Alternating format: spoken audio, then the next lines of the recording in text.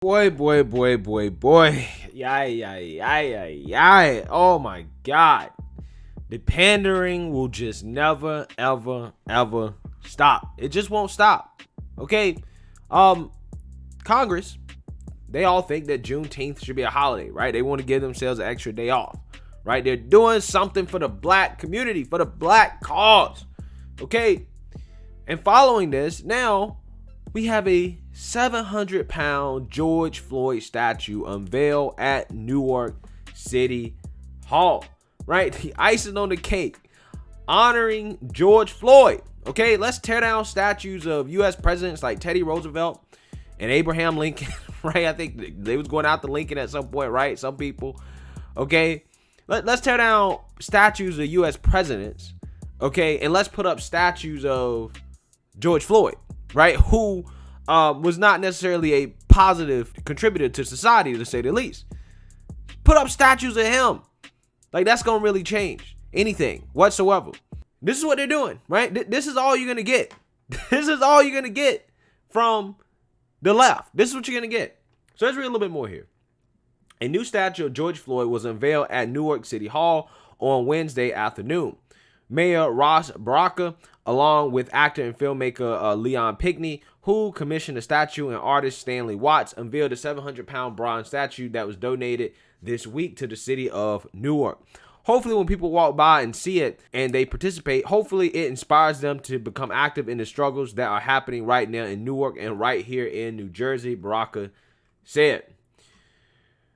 Floyd's murder at the hands of Minneapolis police officer last year fueled a global movement for racial justice. The statue remained outside of City Hall for at least 1 year. I don't know if it's going to last that long. I really don't. What I do know is that everybody that took pictures with this statue should be ashamed of them damn selves, right? They should be ashamed of themselves, right? The mayor should be ashamed of himself. Everybody involved in this should be ashamed of themselves, because this is embarrassing. Every time you look, we're always honoring people who don't deserve to be honored. Okay? People that were positive contributors to our society, right? Police officers like David Dorn, among other people, right? He's just not the only one, right? There's a lot of people that deserve to be honored that have actually been positive contributors to the community as a whole. No, let's not talk about those people. Let's not honor those people. Let's honor George Floyd, right? Who's one positive contribution, if you want to call it positive, is his death at the hands of a white police officer. Okay? A situation that really could have been exaggerated by drug use, okay, by the lifestyle that he lived, things of that nature. And again, that's not to be disrespectful, because I don't like being disrespectful of the dead, to be quite honest with you. But even with that, okay, did we really get anything positive out of it, right?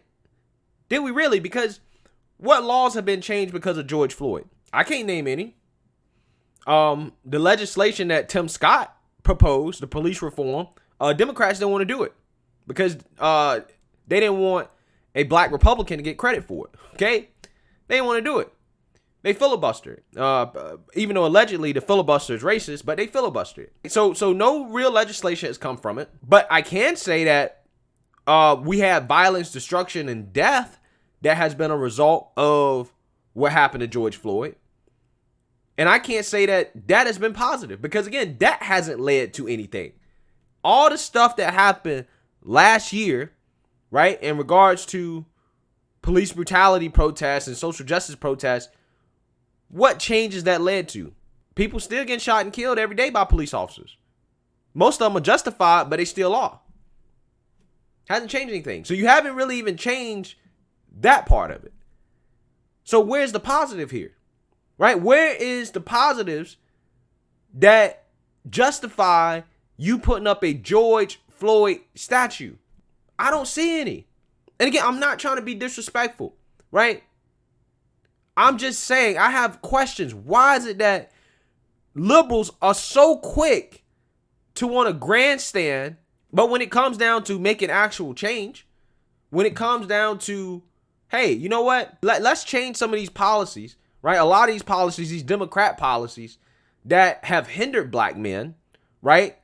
That have locked up a lot of black men up unjustly, right? For minor petty drug crimes, cough, cough, Joe Biden. Let's change that and let's empower the black man to take back control of the household and the family. Let's promote the nuclear family. Let's promote the one social construction, and I'm using a liberal language here, the social construction of the nuclear family that we know is a solution to poverty, that we know can prevent more George Floyd-like situations from happening. Why don't we do that? Why don't we honor more black police officers so that we motivate our young black men and women to want to be police officers, to want to police their own communities? Why don't we do that? Why don't we start honoring people who are going to motivate people to make positive changes in their communities? What is George Floyd motivating people to do? I don't know, besides be a victim. I have no clue whatsoever. And this obsession with George Floyd, it blows my mind. I mean, again, the dude died in a way that, I wouldn't wish on nobody, right? I don't think what happened to him was necessarily right. But at the same time, I don't think he should be honored and he should have statues, not at the same time that you're tearing down statues of presidents like Abraham Lincoln and Teddy Roosevelt. And the crazy part is that these woke revolutionaries are tearing down these statues because of obscure things, right, that these presidents may or may not have done wrong. But yet you're not looking at George Floyd past and saying, okay, well, doesn't his past disqualify him from getting a statue, right? Wouldn't that overshadow all the so-called positives that came out of what happened to George Floyd? Because you give that same argument to, again, presidents of the United States when you're tearing down their statues. You say that the negatives overshadows the positives to the point where you got to take down the statue. So how can you justify this?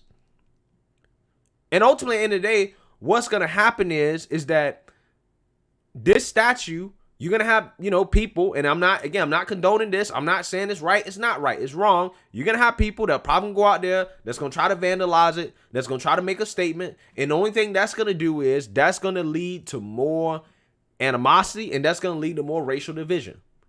That's the only thing putting up a George Floyd statue is going to do. If you put up a statue of, the first black astronaut, like Guillaume Buford Jr., right? Put up a statue of him. Nobody's going to tear that down or deface that because people are going to be like, oh, this man was an astronaut.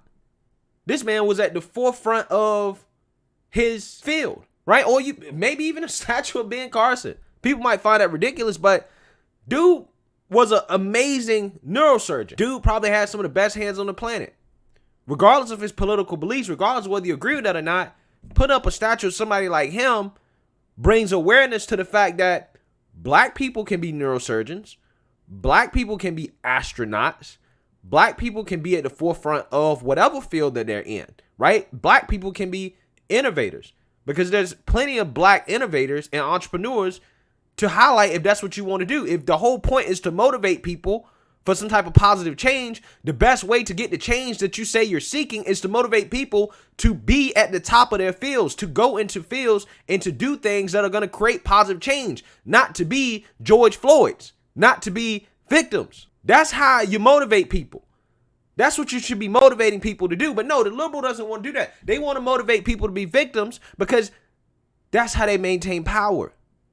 If black people were not victims, if there were no George Floyds, how would the white liberal have power? They wouldn't, right?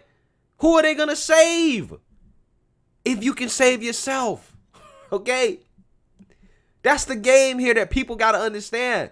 There's a reason why the Democrats will go out there and wear African garb and kneel while at the same time denying a police reform bill right after George Floyd's death.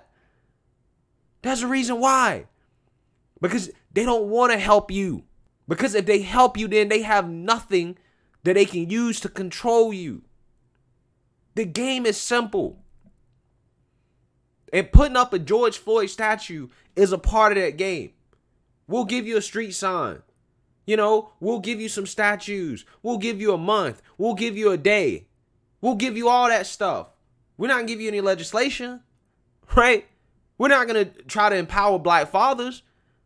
We're not going to make you less dependent on the government. We're not even going to let you open your own schools, right? Talking about the King Randall situation. But you know what? You can get all this other stuff. You can get all that. This is the game, man. And honestly, I'm sick and tired of seeing stuff like this, man. I mean, again, I don't really like talking about the dead like that, but this type of stuff, man, it's getting to the point where it's ridiculous. It's just comical. This is a psychological game of creating the perception that all great black people in history was some type of victim. Okay, that's what it is. You notice how white liberals never throw up statues of white victims of police brutality? You know why they don't do that? Because they don't see themselves as victims. They see themselves as rulers, conquerors, entrepreneurs, innovators, people who lead change in society. And that's who they throw up statues of, right?